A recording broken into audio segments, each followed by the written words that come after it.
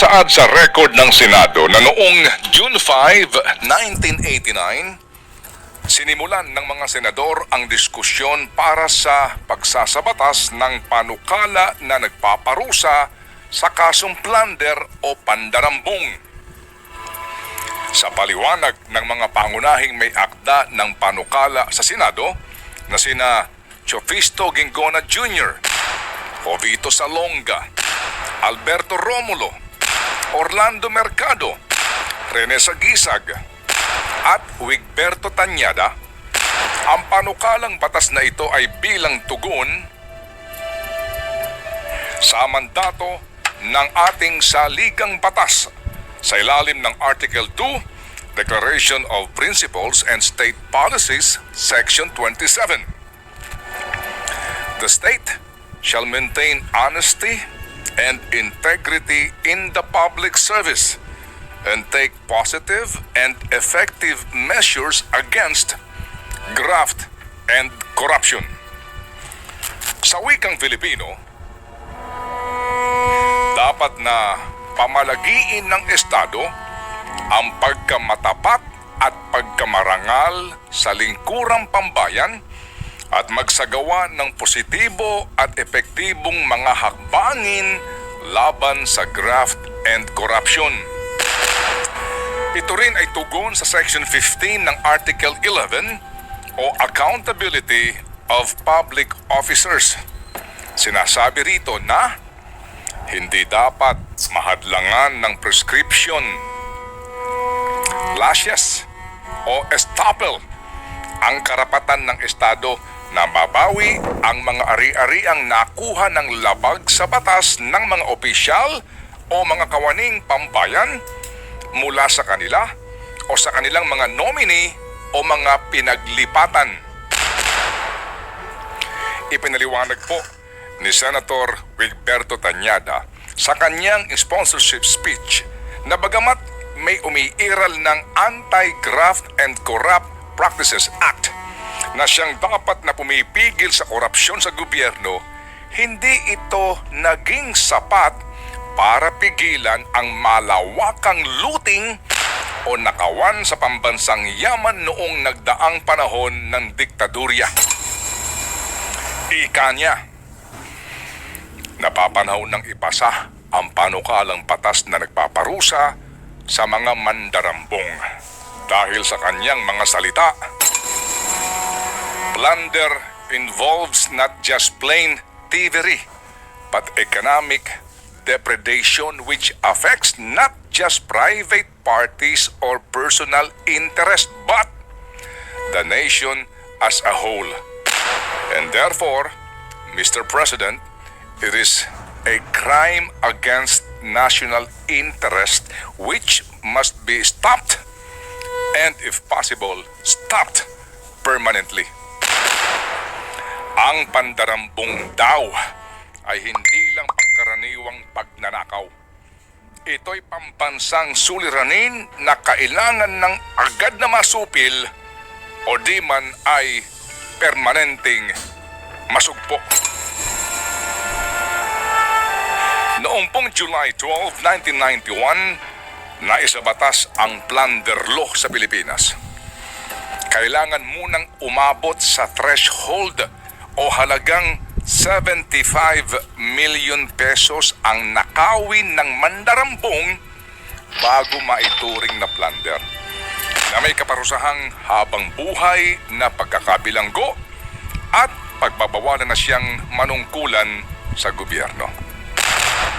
Sa deliberasyon ng Bicameral Conference Committee sa Plunder Bill, 50 million ang nais na threshold ng mga senador, habang 100 milyong piso ang gusto ng mga kongresista. Sila'y nagkasundo sa halagang 75 million pesos. Nagkaroon ng amyenda sa plunder law noong December 13, 1993 at ibinaba sa 50 million pesos ang threshold at may kasama ng death penalty. Nang lubusang pong maalis ang death penalty sa Pilipinas noong pong 2006, ang sinumang mapatutunayang lumabag sa Republic Act 7080 o an act defining and penalizing the crime of plunder ay makukulong lamang ng habang buhay at hindi na makapanunungkulan pa sa gobyerno. Kailangan munang umabot sa kabuuang 50 million pesos ang nanakawin ng tiwaling kawani ng gobyerno bago ito maturing na plunder. Kung hindi umabot sa 50 million pesos, probisyon na ng RA 3019 o Anti-Graft and Corrupt Practices Act ang paiiralin. Nakasaad po sa RA 3019 ang litanya ng mga gawing may tuturing na corrupt practices. At ang parusang ipapataw sa mapatutunayan na nagkasala depende sa dami ng paglabag at sa magiging hatol ng hukom na maaaring magkakabilanggo magmula 6 na taon at 1 buwan hanggang 15 taon at perpetual disqualification from public office at ang pagkumpiska ng gobyerno sa lahat ng mga sinasabing ninakaw at nakamal na labas sa kanyang legal na dapat kitain. Pero kadalasan din ay umaapila hanggang Supreme Court ang mga convicted sa Sandigan Bayan. At madalas, na dekada ang bibilangin bago maglabas ng desisyon ang kataas-taasang hukuman. Kaya naman sa gitna ng pagkakaroon ng Plunder Law at Anti-Graft and Corrupt Practices Act, ang tinutukoy noon ni Senator Tanyada na problema ng korupsyon sa bayang ito ay problema pa rin. Katunayan, mas lumulubha pa ngayon ang problema ng korupsyon.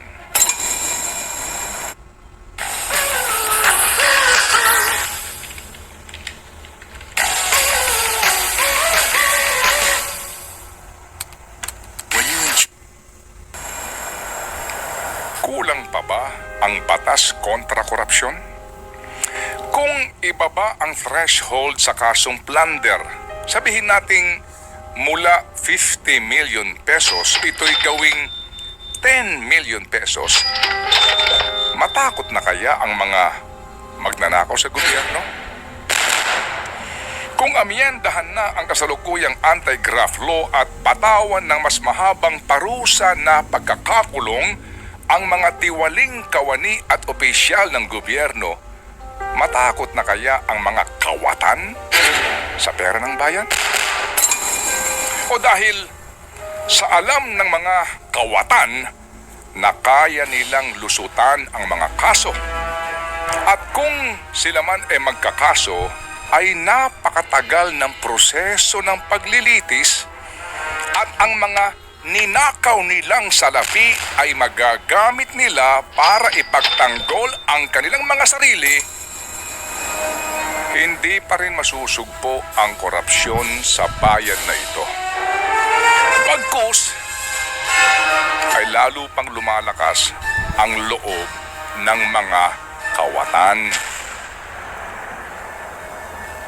Sa pinakabagong report ng Transparency International, isang global coalition against corruption, may tinutukoy silang impunity for corruption. Walang habas na katiwalian. Walang takot na pagnanakaw sa pera ng gobyerno. At nangyayari ito sa isang bansa kapag hinahayaan lamang ang mga taong nasa poder na abusuhin ang kanilang kapangyarihan at hindi pinapanagot sa kanilang mga maling gawa. At ito ang maliwanag na inhustisya at kabiguan sa pagpapatupad ng batas. Ang impunity for corruption ay nangyayari sa mga bansang mabababa ang score sa Corruption Perceptions Index. Ang Pilipinas ay may score na 34 out of 100. Zero ang pinaka-corrupt at 100 ang pinaka-malinis. Hindi man lang tayo dumikit sa regional average score na 45. Sa isa pang pag-aaral po ng Transparency International tungkol sa corruption sa ASEAN, tinukoy ang Pilipinas na isang highly defective democracy. Sa Pilipinas, mas makapangyarihan ang poder ng ehekutibo sapagkat nasa kanyang disposisyon ang paggasta sa pambansang budget. Isang bansa na napaka-common umano ng mga iskandalo ng korupsyon na kinasasangkutan ng matataas na opisyal ng gobyerno. Talamak ang pangungupit sa mga proyekto ng gobyerno. At ang mga ipinupwesto sa posisyon ay base sa kapit sa nakaupo sa halip na sa kakayahan. Nakaugat na ang palakasan. At ang red tape at masalimuot na mga regulasyon ay nagbubunga ng malawakang korupsyon na siyang nakakaapekto sa ating mamamayan at mga negosyante. Tinuran din sa report ang anilay insufficiently independent judiciary. Pangkaraniwan na ang political appointments sa mga posisyon sa hudikatura. At ang suhulan sa mga desisyon ng husgado ay naitatala rin. Datapwat naharap daw sa maraming pagsubok at may reputasyon naman ng pagiging independent. Nabanggit sa pag-aaral ang kabiguan ng Sandigan Bayan na papanagutin ang matataas na opisyal ng gobyerno sa mga kaso ng katiwalian. At ang malaking porsyento ng pagbibigay ng piyansa sa mga akusado ay iniulat din. At sa pagpasok umano ni Samuel Martires bilang ombudsman, bumaba ng tuluyan ang mga naisasampang kaso ng korupsyon sa Sandigan Bayan. Nakababahala umano ito, lalo pat inihayag ng ombudsman na ang mga opisyal ng gobyerno ay dapat pangalagaan laban sa pampublikong pagsusuri.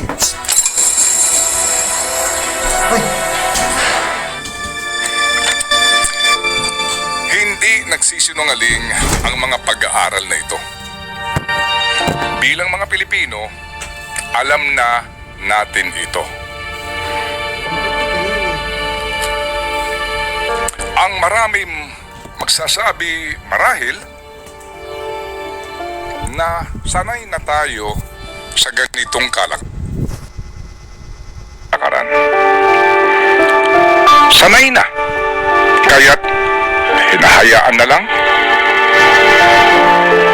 Wala nang pagkondena. Wala nang demonstrasyon. Wala nang nagkakaisang ingay at tinig sa pagpapanagot sa mga korap. Lubusang nakasanayan na at maituturing ng kultura. At patunay sa sinasabing kasanayang ito ay kung sino ang mga pinili ng mga Pilipino sa nagdaang halalan. Sabi nga ng isang dating presidente, "The government you elect is the government you deserve." The government you elect is the government you deserve. Bagay sa'yo, nararapat sa'yo ang mga opisyal ng gobyerno na binoto mo.